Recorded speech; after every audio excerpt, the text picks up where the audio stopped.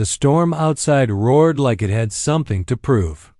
Rain slapped against the tall windows as if trying to claw its way in. Daniel Blake stood at the edge of his long driveway, shoulders sagging beneath the weight of jet lag, work stress, and something heavier he wouldn't name. The headlights of his black SUV blinked off behind him. Swallowed by the night, he exhaled and stepped through the front door of his grand but lifeless home. The sound of the lock clicking behind him echoed down the empty hallway like a warning. His shoes left wet prints on the polished marble floors as he trudged inside, suitcase dragging behind him. It had been a 2-week business trip in Europe long. Flights, colder meetings, hotel rooms that all blurred together. Now all he wanted was a shower, a glimpse of his boys, and a bed to collapse into without saying a word to anyone.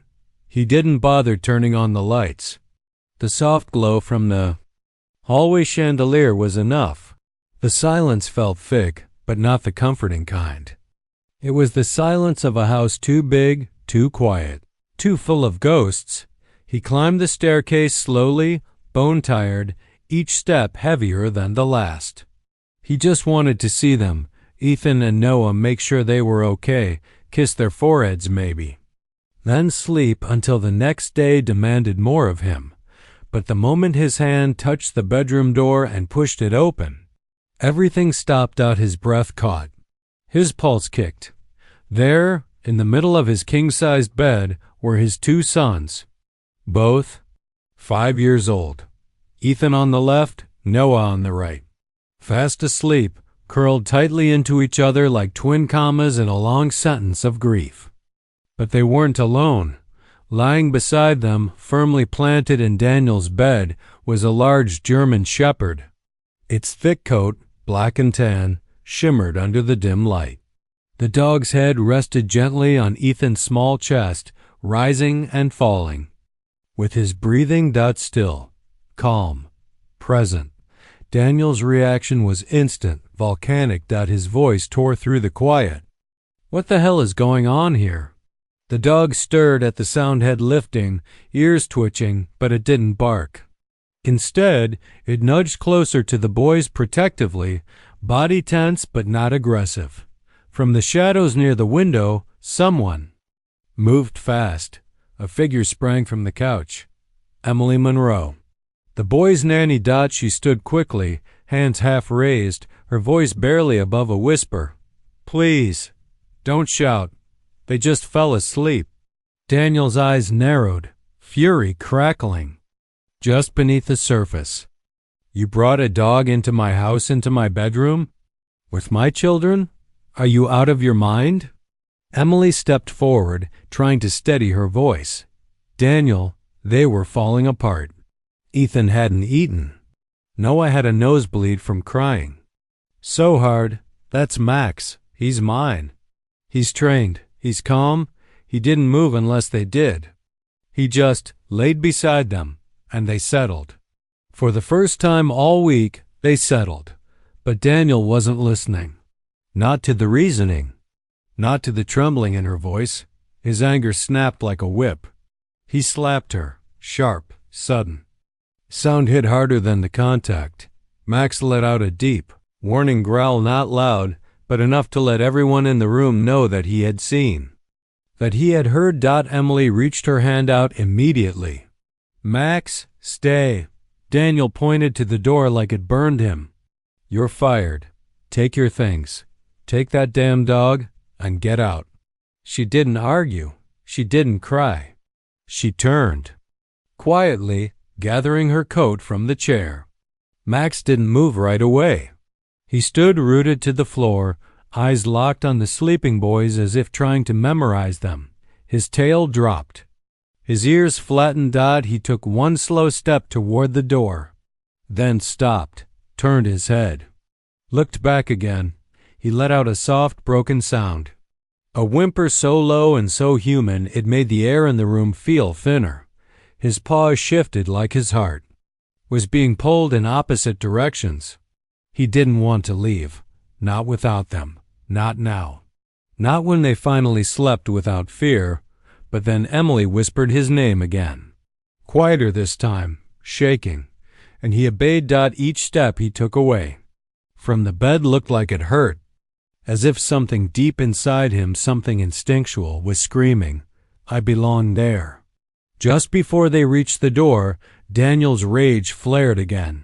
He kicked Max in the side. Not hard enough to break him, but enough to send a message out. Max didn't growl, didn't bark, didn't resist. He simply paused. Not out of fear, but from something deeper, a kind of sorrow that had no words. Then he turned, moved forward. The door slammed shut behind them. Emily stood on the other side, heart cracking with guilt. She had brought Max here hoping to help. And he had. He'd done nothing but give the boys comfort. Now he was paying the price. Her eyes burned. She whispered through the door, I'm sorry, Max. But sorry wasn't enough. Not for this. And in the silence that followed, for the first time in weeks, the boys were still asleep, not out of pride, but because he knew she was right. That night, Emily returned to the house. The front door opened. Two small figures rushed into her, arms before she could even set down her bag.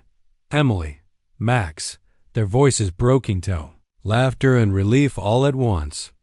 Max barked once, just once, before being tackled with hugs and kisses. Daniel watched from the stairs. He didn't say anything, but for the first time hadn't feel like the man in charge. He felt like a man being given anotherchance. The next few days weren't dramatic. There were no grand apologies or emotional speeches, just small things. Simple things like Emily unpacking her bag in the guest room again. Like Max choosing the same spot at the foot of the boys' bed each night. Like Daniel knocking before entering their room, something he'd never done before. And on the third day, Emily gathered the boys, Daniel and Max, into the kitchen. We're writing. New house rules, she said. Together, the boys lit up instantly. Ethan grabbed colored markers. Noah found a stack of neon sticky notes. Daniel stood awkwardly, unsure of what to say or do, until Max nudged his leg with his nose as if to say, sit down. Try? So he did. Ferals came quickly, mostly from the boys. No yelling at bedtime. Pancakes on Sundays. Max gets a spot on the couch. No work phones at dinner. Say sorry, even grown-ups, Emily added gently. Make space for forgiveness, especially when it's hard. Daniel hesitated before writing one down himself. He kept it simple. Ask before assuming. Listen before reacting. The boys taped the final list to the fridge, right under a crayon drawing of Max in a superhero cape. What should we call it? Noah asked. Ethan grinned. Family rules. That night, Daniel walked past the boys' room and paused in the hallway. The door was cracked open. Inside, Max was curled between feetwins, both boys using his fur as pillows. They were smiling in their sleep. Daniel didn't step in. He just stood there quietly watching. And for the first time in a long time, he didn't feel like an intruder in his own home. He felt like he belonged. Not because he'd fixed everything, but because this time he chose to stay. Peace never lasts without resistance. 1 week later, Daniel received a letter, thick envelope, official seal inside, legal papers, petition for custody transfer, filed by Rebecca's parents, his late wife's mother and father. They wanted Ethan and Noah. That claimed Daniel was unfit, emotionally and still aggressive. They referenced an incident involving violence toward the children's caregiver and the presence of an unlicensed animal in close quarters with minors. They even named Max in their report a dangerous, unsupervised animal. Daniel dropped the papers on the kitchen counter, rubbing his face with both hands. Emily stood quietly across from him. She had seen it coming. They never liked me, Daniel muttered. Not even before Rebecca died. Emily said nothing for a moment. Then softly, do you want to fight for them? Daniel looked up. Of course I do. Then let's show them, she said. Not what affection looks like, what healing looks like. The courtroom was small, sterile, intimidating. The grandparents came with lawyers, with character statements, with accusations. Daniel clenched his fists beneath the table. Then came the name Emily Monroe. She rose calmly, straightened her blouse, and walked to the witness stand with Max padding quietly behind her. Gasps filled the room. The judge frowned. Is that a dog? Emily gave a polite smile. Yes, Your Honor. Shep placed a gentle hand on Max's shoulder. This is Max. The boys call him their guardian. The judge raised an eyebrow but didn't object. He leaned back. Proceed. Emily took a breath. Not deep, not dramatic, just steady. And then she told the truth.